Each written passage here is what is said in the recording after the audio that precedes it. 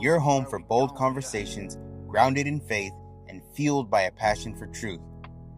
I'm fired up today because we're continuing something truly special, our Know Your Candidate series, where we're sitting down with the men and women who want to represent you and lead our communities here in California. Let me tell you something straight from the heart.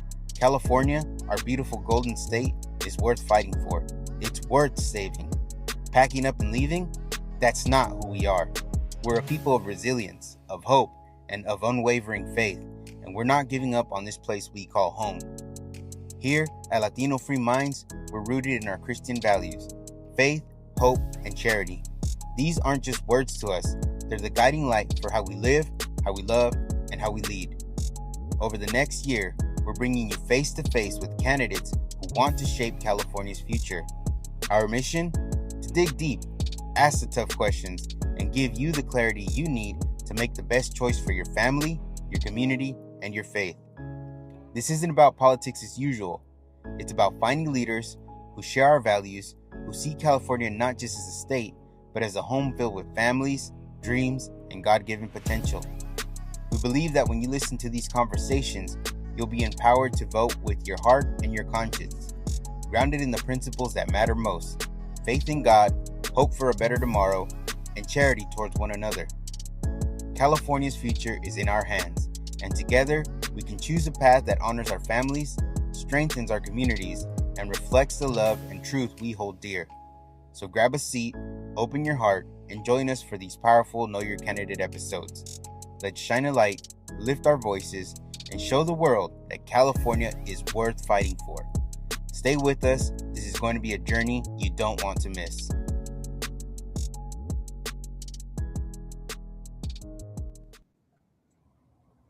Ladies and gentlemen, welcome to Latino Free Minds. Today is a special episode. I am joined today with Carina from the RNHA and Vincent from the Jefferson Club.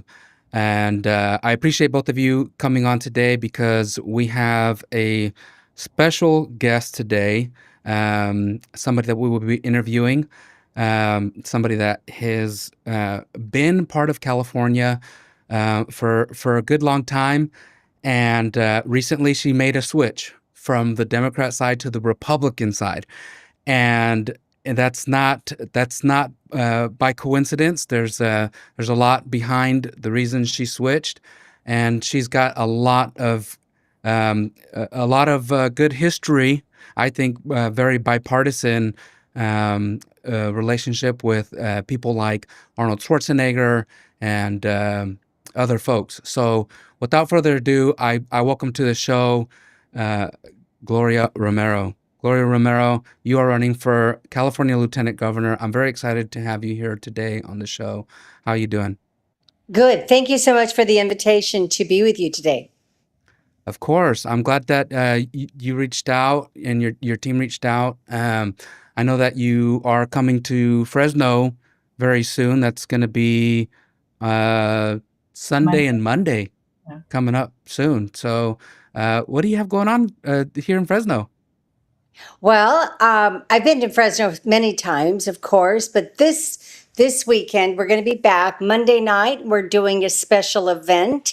It's going to be at the Club One Casino in Fresno.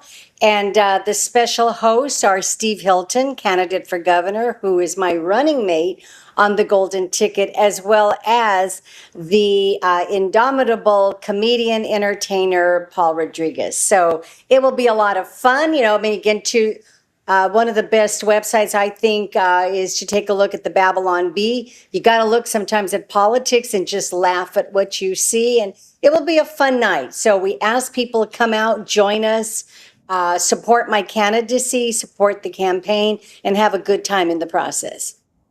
Well, I'm excited. I'm trying to clear some space to go because I want to be there. I'm a huge fan of Paul Rodriguez. I grew up watching his movies. Mm-hmm. So when I heard he was coming, I was like, he's going to be right down the street. I got to go.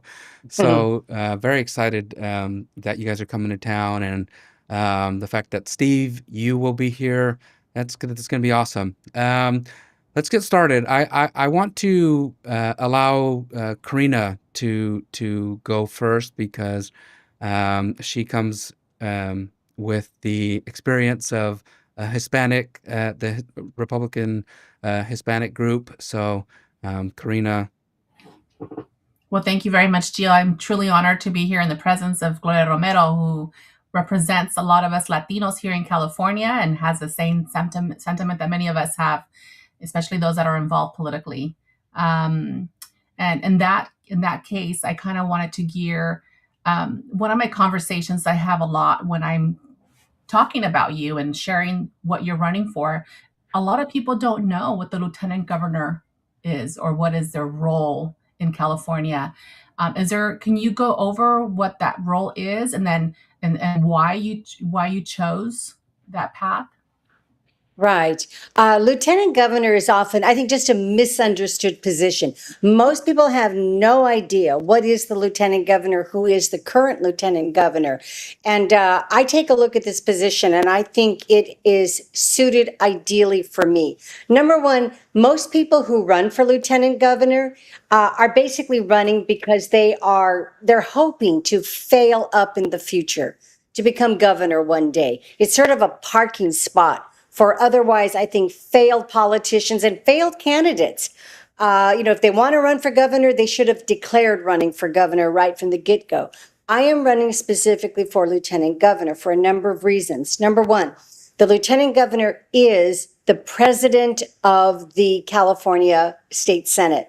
I was the majority leader. When I served in the California State Legislature, I was elected, the first woman, the first mujer, the first Latina to ever be elected to this leadership post in California.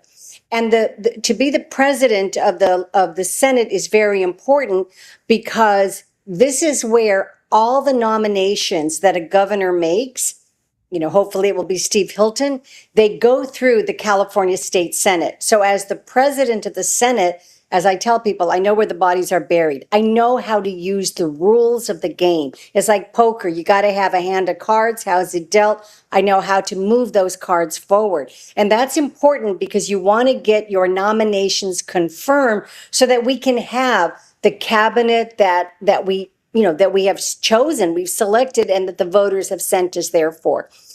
Day one, I would sit down with all 40 California senators, Republican, Democrat, because once we are elected, it's no longer about campaigning, it's about governing.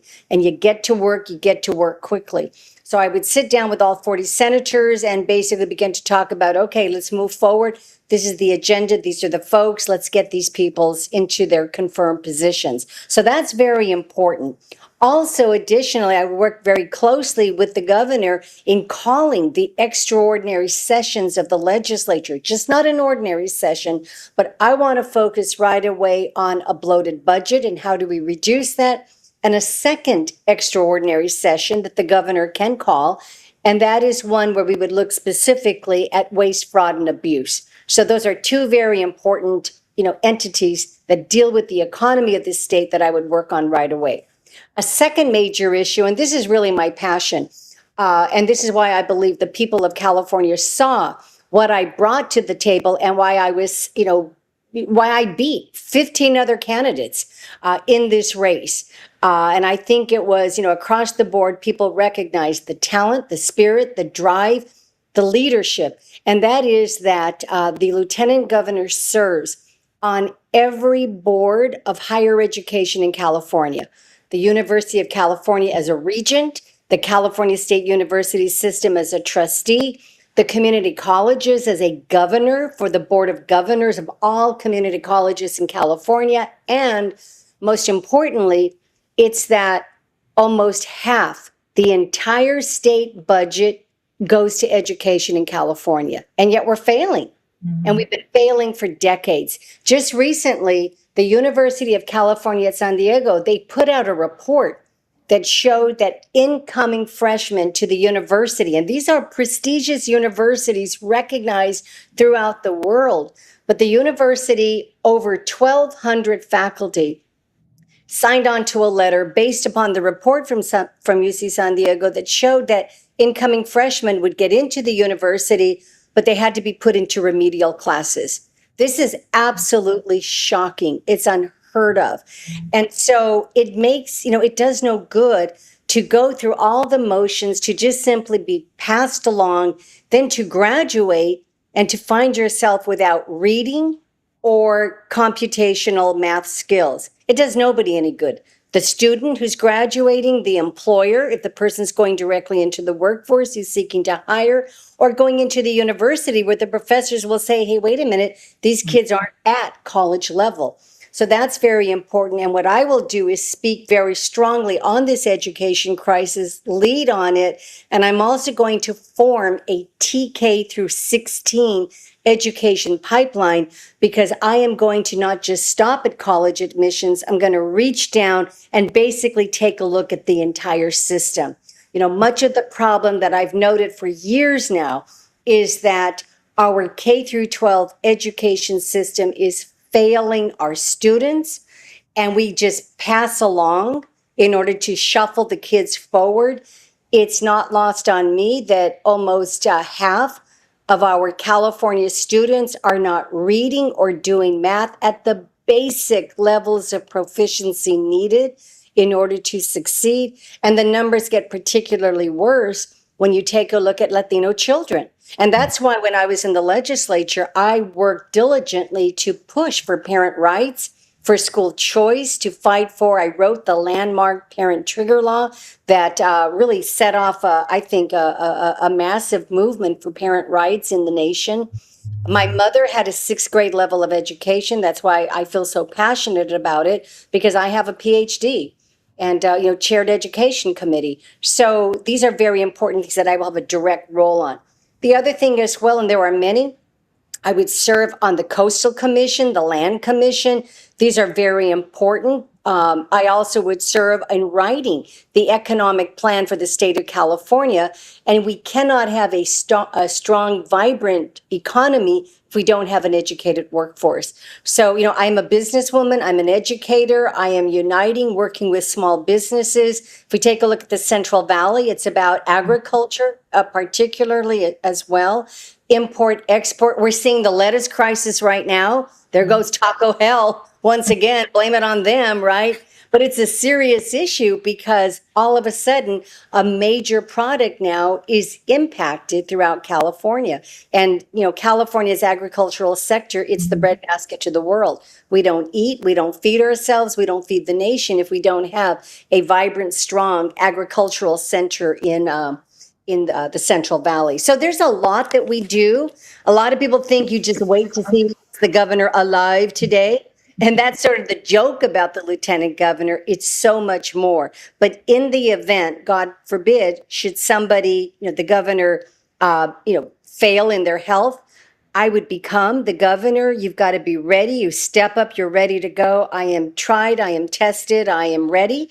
And so, God forbid, should that happen, I would be ready to step in and become governor. But last time I looked, Steve Hilton is in great shape. So I'm not going to worry about that. Well, thank you so much. You did fill in a lot of the gaps that we, a lot of people have questions about. So, and I'm part of the Salad Bowl of the World. Taylor Farms is right here, and that's who it's been named after. So, exactly. So that was a great explanation. So I think Vincent has a question for you as well. My big thing is literacy, being a professor and whatnot. So I wanted to ask if you would support repealing AB 705, which passed in 2017. And this allows students to enroll in any course without demonstrated proficiency, which at the community college level has hurt us substantially. And I don't know how legally the UCs can prevent students from enrolling in other classes due to AB 705. What would be your position on that? And would you aggressively go against that or maybe repeal it? I'm curious to know. Okay, I wasn't in the legislature in 2017, so again, I'd have to look at the bill. But overall, I believe in meritocracy. I believe you've got to be ready to go. Just this week, I spoke before the UC Regents of California because there is a proposal to examine why students are entering into the university and basically going into remedial classes immediately.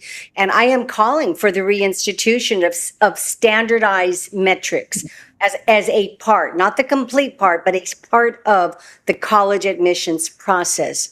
It's a very controversial issue, but finally, 1,200 UC faculty signed together and said, we're petitioning the University of California, because what's happening then is students are coming in and they can't do the work. The professors have to basically dumb down the curriculum and basically eliminate it. So it's just causing this whole ripple effect. So to your specific question, I would want to look at it, but it seems rather bizarre that it would have, been enacted into law. I do believe that we've got to have expectations. Look, I reject the soft bigotry of low expectations. I represented East LA. You know which school was in my district? Garfield, the Bulldogs of Garfield. That was Jaime Escalante. That was, remember, stand and deliver. And that's really the type of professor that I am. If you believe and you have high expectations for students, they will get the job done. We've got to provide the resources. We have to have the trained teachers as well. We've got to have the good curriculum. My God, we have to have phonics in our system again to basically teach education and how to read so that students can learn to read and then they read to learn.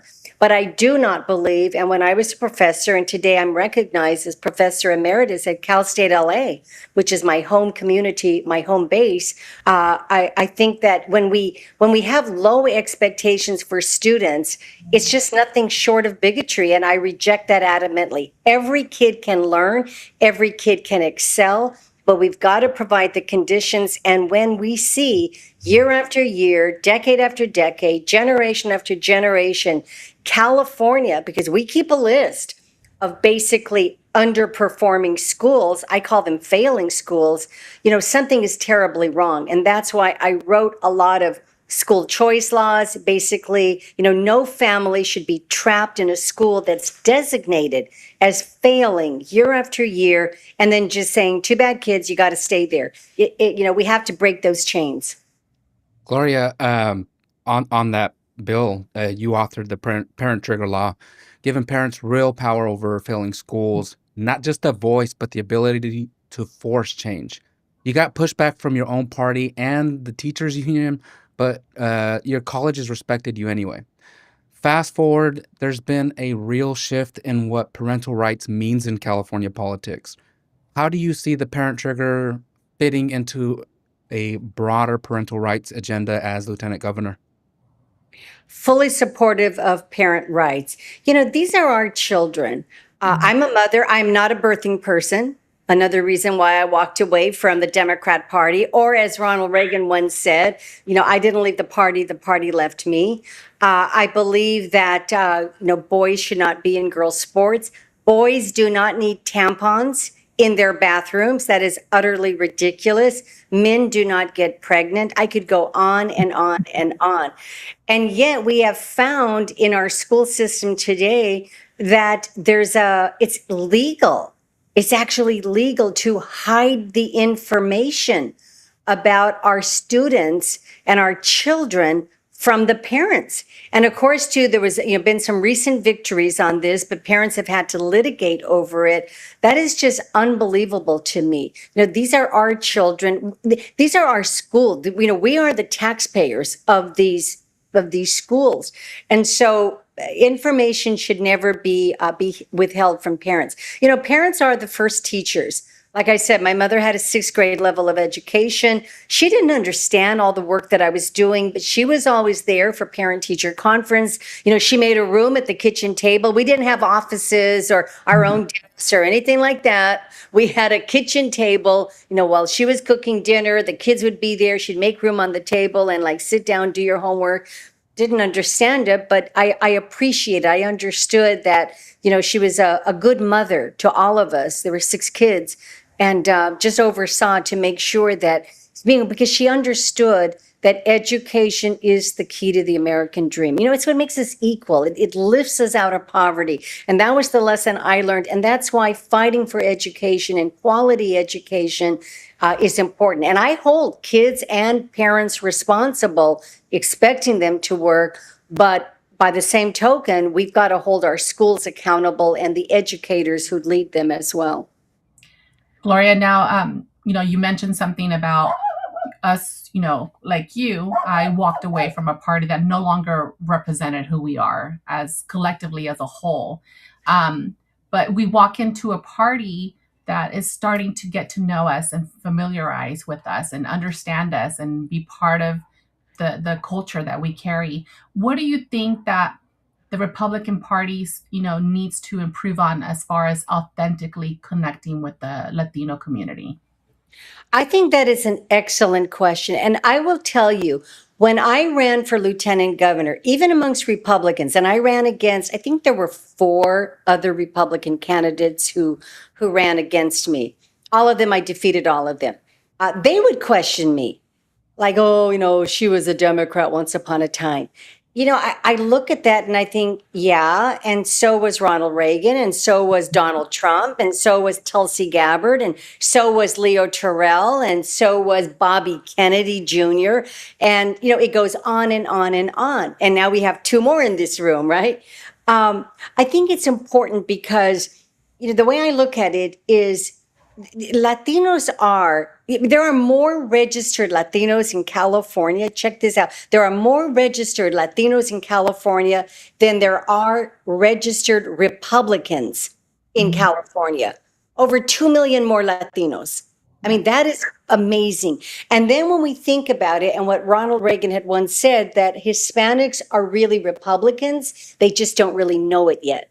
And I think, on these issues where we look at, especially today, when we've seen how far the Democrat Party has gone from the roots of like a Kennedy Democrat Party, of which I was a part.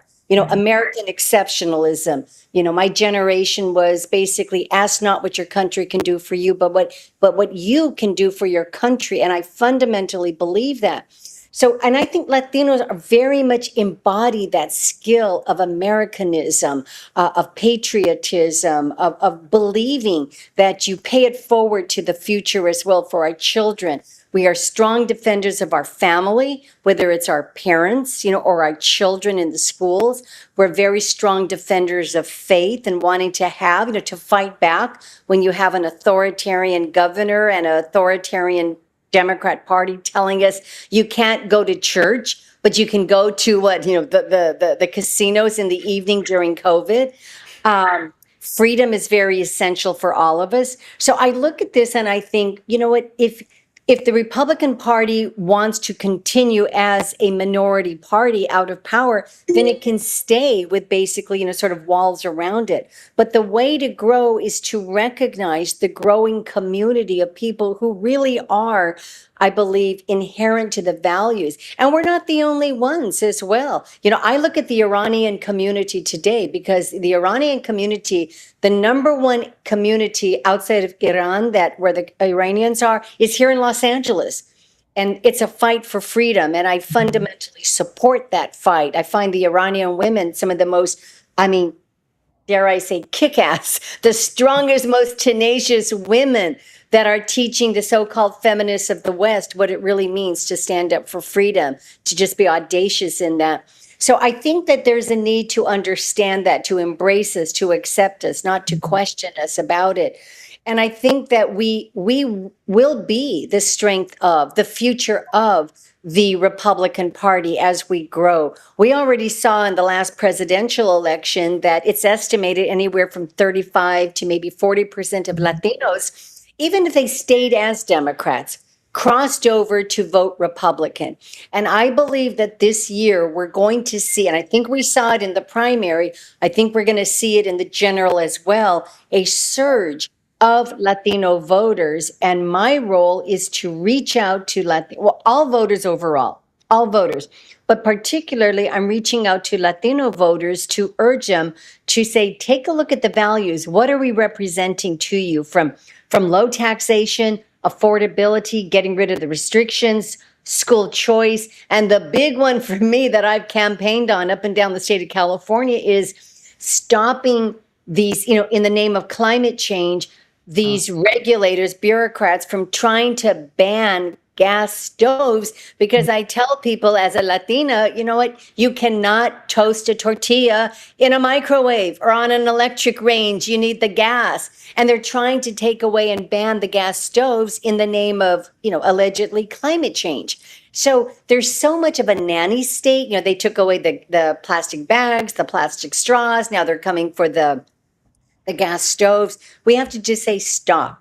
And so in that sense, I think it's very important because otherwise, if we do not lead the way on this, we are going to lose the California dream forever. So this is a very important election. Latinos will be part of it. You know, when I had a chance to meet President Trump. And when I met him, he didn't take out a checklist. It wasn't like a 15-point, how do you feel on this? How do you check on this? You know what he did is he stood there and he knew my story and he just said, welcome to the Republican Party. And I think that's what it's got to be. You know, somos familia, you know, somos Americanos. We're a base of California. We're 1 out of 3 voters in California today.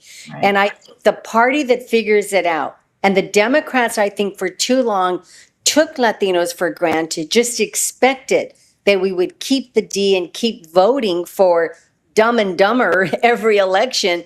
And more Latinos are saying we have a choice and are listening to the debates, and we're getting some good quality candidates.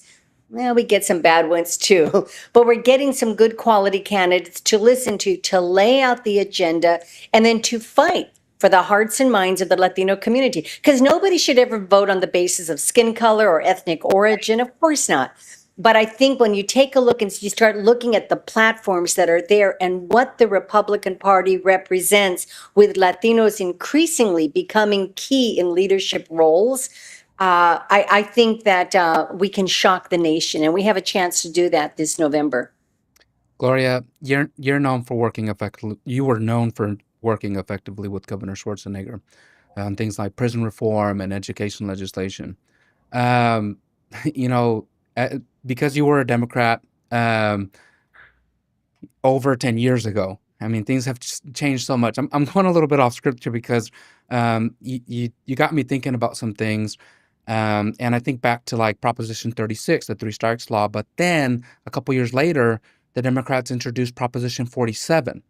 You know, since you have left the Sacramento, the Democrats have gone further and further and further left. It's like a competition to see who can do worse than who. And I don't know if it's Scott Wiener winning the race right now, but when was it that triggered the Democrats into going into this like rat race of super progressive, pushing this weird, I don't want to say agenda.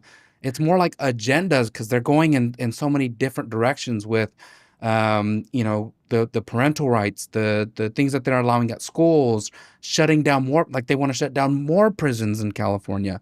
What is it that set this off with Democrats in California? You know, it's been a long time coming. You know, once upon a time, we all sort of remember Bernie Sanders.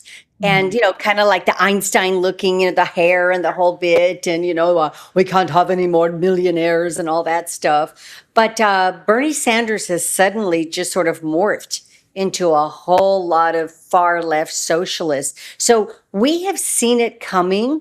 I think the mainstream Democrat Party has failed to do anything about it, to stand up, to have the courage to push back.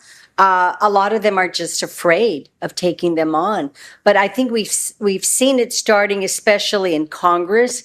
In fact, it's kind of interesting. I kind of credit or blame, depending on you look at it, another Latina, Puerto Riqueña, no, AOC, who was first elected. She took down an incumbent. And I think sort of the message there was that oftentimes you have incumbents in a party who don't pay attention to the people. And sort of you got to be very careful about that. So you don't just get the party insiders and those who are used to just basically running the party. You got to listen to the people and respond. But I think that was one of the shifts. Nancy Pelosi was the speaker at the time, and really she didn't do anything. Remember, we had the squad, and they went from there. Well, today you've got beyond a squad; it's a whole army. And here in Los Angeles, where I live, it's you know, the city council is largely comprised of socialists on the council. I do want to jump in though, because it almost seems like when you compare California Democrats to Democrats on the national stage, Yeah, the Democrats on the national stage scare me, like AOC. Even Pelosi, she's from California, but then I look at inside California politics and I think of like the bills that are coming from Bonta and Wiener, and I'm like, United States, the Union, get ready if Wiener wins because you don't know what's coming for you. We already see it here in California. Like, And what? where we especially see it is human sex trafficking. Los Angeles is ground zero. It's the epicenter of a human sex trafficking network, the largest in the state. It's known as the Figueroa Corridor, and I don't live too far from the Figueroa Corridor. And the really sad thing is you look at this, and of course, we've got proximity to the Mexican border. It's 2 hours, a drive from San Diego. When I think about trade, because the lieutenant governor would, and let me just digress a little bit, but the lieutenant governor would oversee a lot of international trade as well, import, export, trade delegations. Mexico's our strongest partner. When I think of the Central Valley and when I think about Latinos, it's not just, we always think immigration, but it's commerce. It's again to trade, education, so much. But one thing that we find is that human slavery should not be part of that trade. Human cargo should not be part of that trade.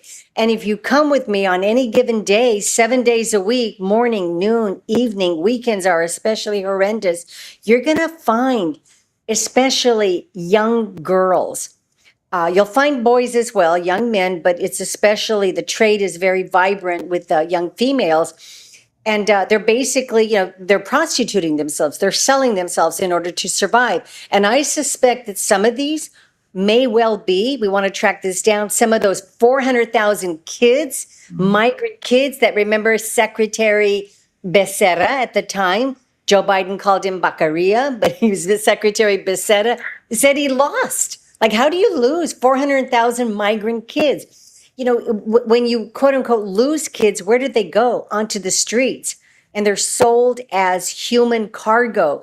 And then to go back to your question, to tie it all together, well, guess who wrote a bill that made it especially difficult for the local police to even intervene? That was Scott Wiener, who basically, essentially, and I'm paraphrasing now, you can look at the fine print, but basically, cops can pull up and they can see a visibly young underage girl, we think sometimes 10 years old, 11 years old, and the cops cannot go to intervene to basically block that transaction, that selling of her little body for sex because of a bill that was written by Wiener and signed into law by Governor Newsom after it was voted overwhelmingly by Democrats in the legislature. It is mind-boggling. So you're right. All of this goes together, and it makes it very difficult to look at this. You come to downtown LA, Skid Row. Steve Hilton and I went to Skid Row just recently. I mean, it's a place of just human misery, and it's exacerbated by the rise of fentanyl and the drugs and even dog. We went there actually. I'm a massive dog lover. I believe in dog rescue and helping others to rescue, foster, and adopt rather than buy whenever possible. And so we find even the selling of dogs and the breeding of them over and over, which is so bad for their health as well, in order to sell them, give them away basically for drugs and sex. So it's all a racket together, but you're critically right. When we take a look at these laws that they write, they're not just abstract, they're not just loco, but they really perpetuate that cycle of human slavery in the modern era. And our young daughters and girls are there at right there, Figueroa, downtown Los Angeles. Yeah, I guess one of the big problems is they have the supermajority, right? And they just passed AB 181, pushing the superintendent of public instruction into higher education governance, which was more of a lieutenant governor field, right? So do you believe California should move toward a more unified education governance system? And what role would the lieutenant governor play in that discussion? Well, And again, I haven't studied that particular bill, but I start out by saying education governance in California makes no sense. It makes no sense at all. It needs a thorough overhaul. And so it is one where, if I can just paint a picture, you've got a superintendent of public instruction. Mind you, that position is basically the spokesperson for the teachers union. That's when you go back and you take a look at how it was originally created, that's what it is. Then many governors will choose to have a secretary of education. Some do, some don't. I don't think Gavin Newsom has one today. The lieutenant governor serves on the board of the colleges and universities. Then you've got 1,000 school districts in California. Each one has their own boards.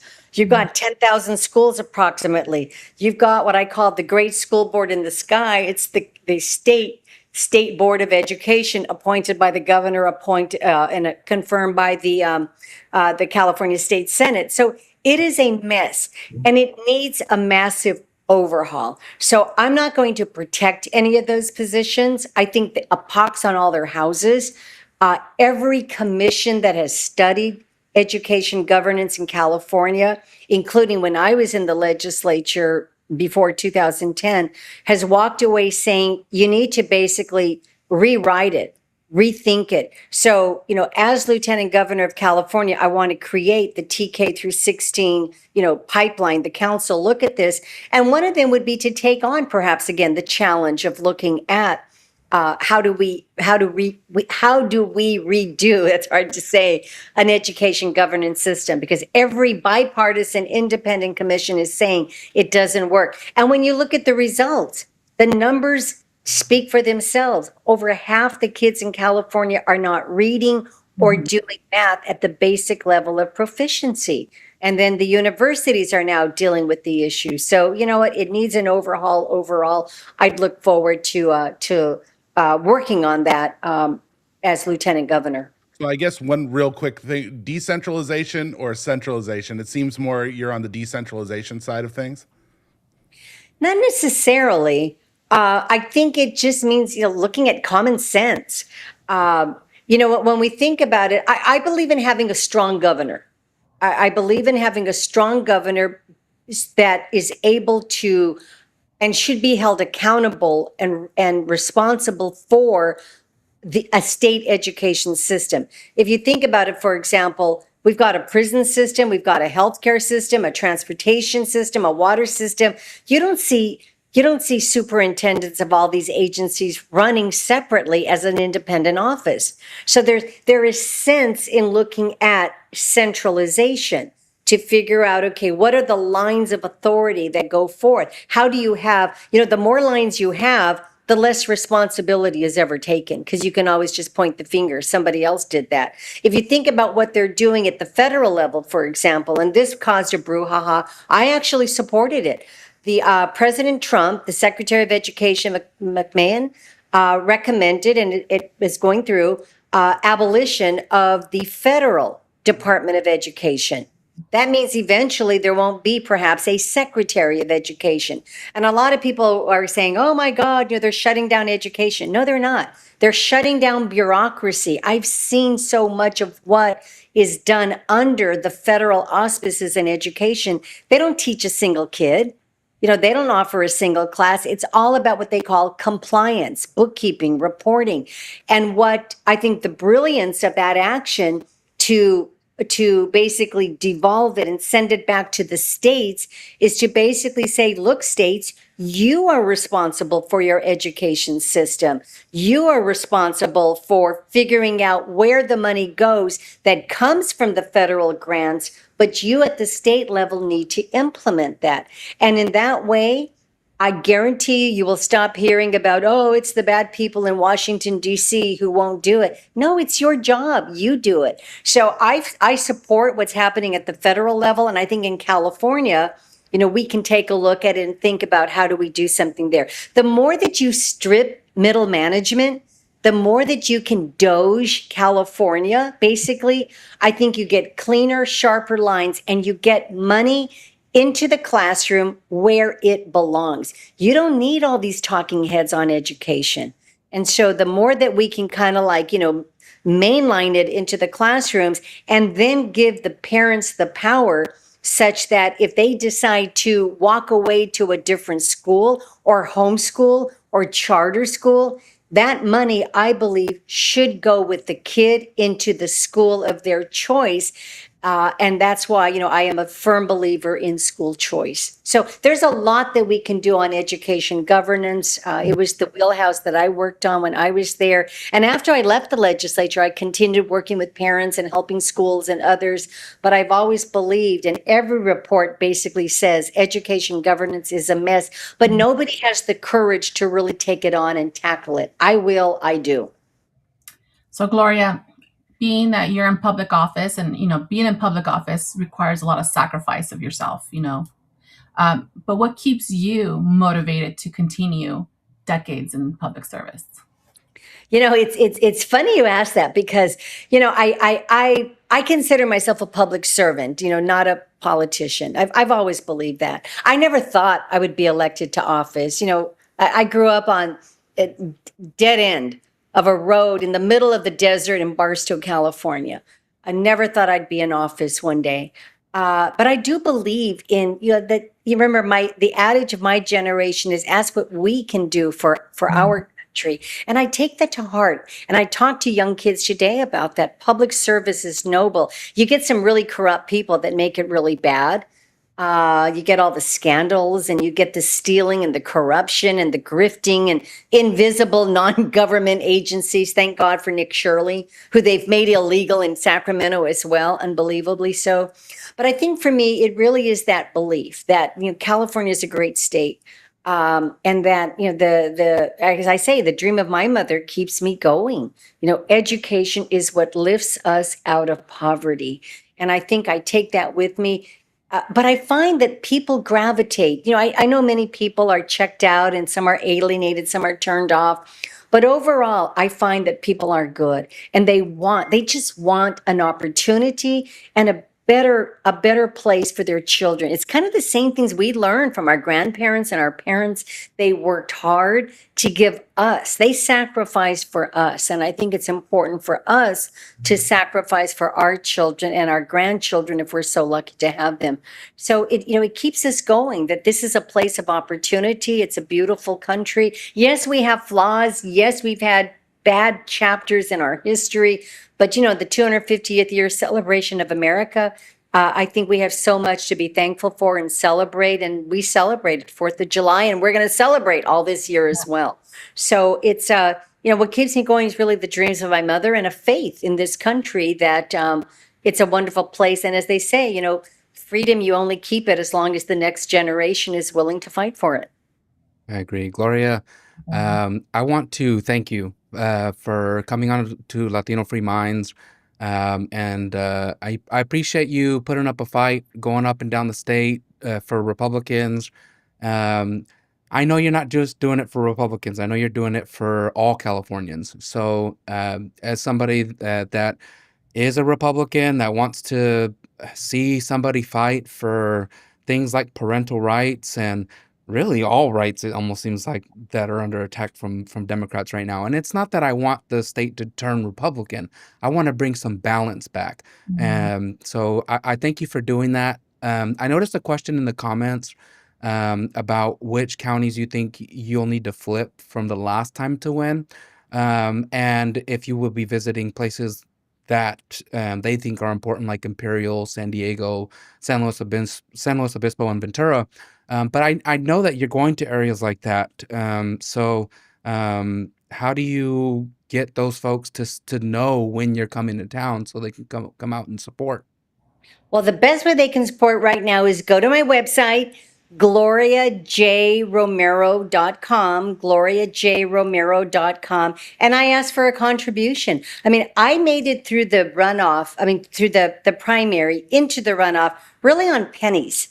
And I think it was the hard work, old-fashioned shoe leather. I got in my car and I drove up and down the state of California, and because I believe you reach out to every voter, but it takes money even to fill the gas tank, a hotel room when you got to stay overnight, advertising, etc. So I ask people, if you want to make a change, I ask for you to spare some change and make the contribution that you can and get others to come. And come to the fundraiser on Monday night, because we should be able to make America laugh again. And so, come to that, tell people about it. I think it'll be great fun. We'll have other events. We try to do everything that we can on social media, on which we are. We're on X, Facebook, Instagram.